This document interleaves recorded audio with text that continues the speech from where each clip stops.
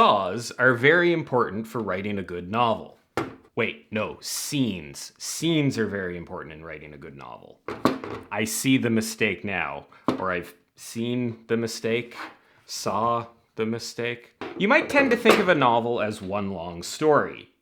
I mean, I suppose it is, but that kind of thinking can lead to all sorts of problems. Sure, you're writing an 80,000 or more word long novel, but the reader doesn't experience it that way. A novel is read piece by piece, page by page, scene by scene, which is why mastering the art of writing a good scene is so important. There's more to it than telling one long story from beginning to end. How you break that story up into scenes and what happens in each of those scenes is critical. The scene is how the reader experiences your novel moment to moment, and this contributes to the overall experience with the novel. You can have a really great story, but if it isn't delivered well scene by scene, you're going to be in trouble. Let's start by defining what a scene is, which is a bit more nuanced than you may think. A scene is the entirety of a story in between two scene breaks.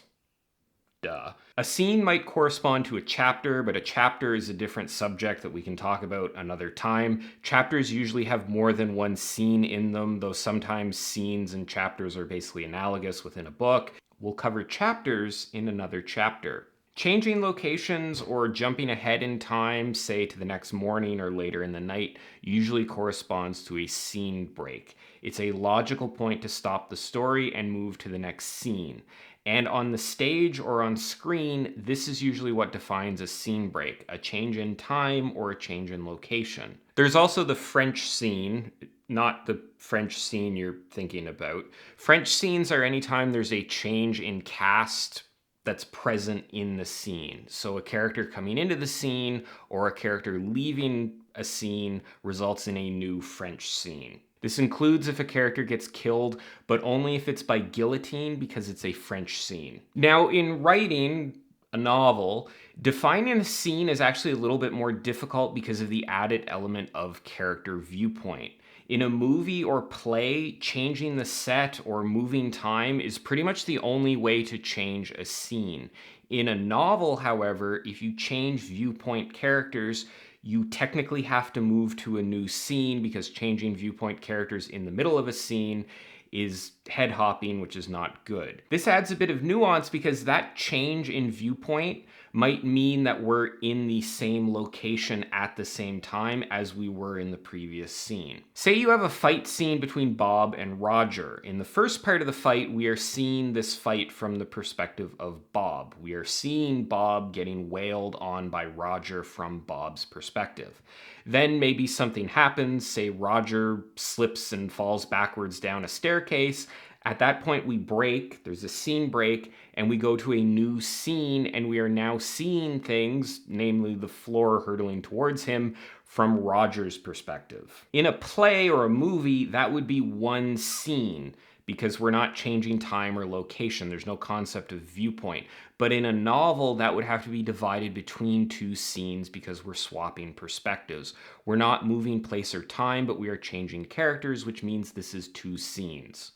Or maybe it's something like a compound scene, two sections of the narrative separated by a scene break, but the only difference between the two is the viewpoint character. What this means ultimately is that a novel writer has additional decisions that they need to make when it comes to where to split scenes up, because if you change viewpoint characters, which sometimes you may want to do depending on what's happening in the scene, if you change viewpoint characters, that now becomes two scenes, so this is an additional consideration. I bring this up because it factors into one of the biggest decisions you have to make when writing your novel, and that's how to divide your overall story into scenes. This is so much more than just chunking up your novel. You need to make sure each of those scenes is interesting in its own way. This is a skill that a lot of modern writers I don't think have the chance to develop. In the past, most novels were actually serialized in magazines, meaning that a chapter or two would get published each issue.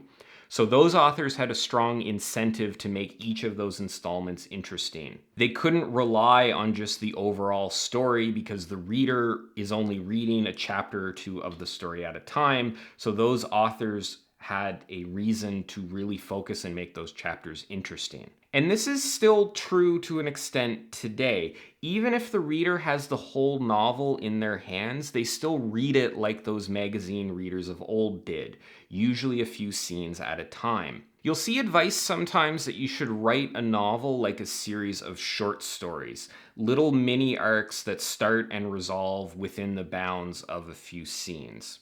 And I think unless your novel is really episodic, approaching every scene like a short story is a bit extreme. That being said, though, moving in that direction is often what you need to do to write good scenes. The problem with just taking an 80,000 word novel and chunking it up into 2,000 word chunks is that any one of those chunks probably doesn't provide any satisfaction. It's movement forward in the story, but on its own in isolation, there's nothing compelling or interesting about the next chunk of the story if all you're doing is dividing a larger story up. Every one of those chunks may have a purpose that helps build the overall story, but having a purpose isn't enough. You have to think about how you're delivering that purpose. You need to apply the principles of telling a good story to every one of your scenes and make sure that those elements are present. Each scene needs to move the story forward, either through advancing the plot, furthering the characterization, maybe expositing the world, setting up tone and mood, anything that gets more of the goals of the story across. Yes, you can have a scene where the hobbits are just sitting around drinking and smoking and singing some kind of song, but it needs to have a purpose as far as establishing the tone or the mood or something about the world building in your story. The purpose doesn't necessarily have to be heavily plot driven. It can just be something that's designed to create a feeling in the reader that improves the delivery of your story. But you need to make sure that you do this in a narratively focused way. That's the difference between a good scene and a bad scene. A bad scene just moves us from point I to point J in the story. A good scene tells a story along the way between those 2 points. This means making sure that there's some kind of conflict within that scene. Ideally, something that gets resolved. If a character needs to enter a village to find some grizzled old wizard who will give them info about the magical amulet, then they should encounter some difficulties in finding that wizard. Maybe he has an unlisted phone number. Maybe his condo got bulldozed to build a strip mall. Maybe the wizard is actually 3 evil cats in a trench coat. Having character goals is also important. Giving the character a sort of sub-goal within the scene will add more narrative flavor, and it allows for a sense of progress beyond just the overall big arc of your entire novel. Intrigue and questions posing interesting things that create curiosity in the reader early in every scene is also beneficial.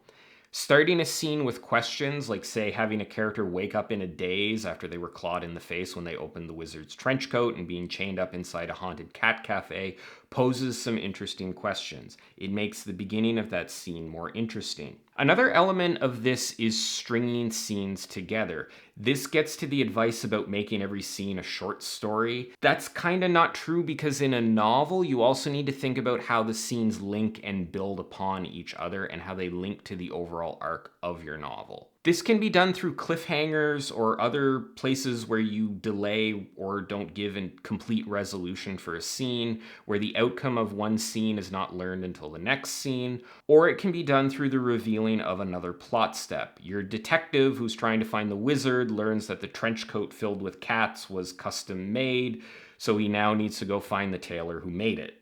Making a scene feel like it's progressing the story is really important.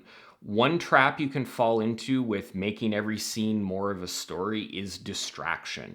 If we get too far from the main trail of the plot, then it'll just feel like we're delaying. If the reader is interested in the main arc, but way too much focus gets pulled away from that onto some kind of side quest that gets resolved in the scene, then that's not good. If this seems like a lot to do, that's because it is. Maintaining reader interest through the entirety of a novel is no easy task. Coming up with a compelling plot that's intricate enough to be a full-length novel while also making every step towards resolution of that plot interesting, writing scenes that are interesting that lead to the end of that plot, that's kind of the main challenge of writing a novel when you think about it. Speaking of main challenging things, the main challenge of this video is over because the video is over. That didn't really work. So there you have it. I would love to see what you think about this in the comments down below. As always, thanks for watching, and I will see you next time.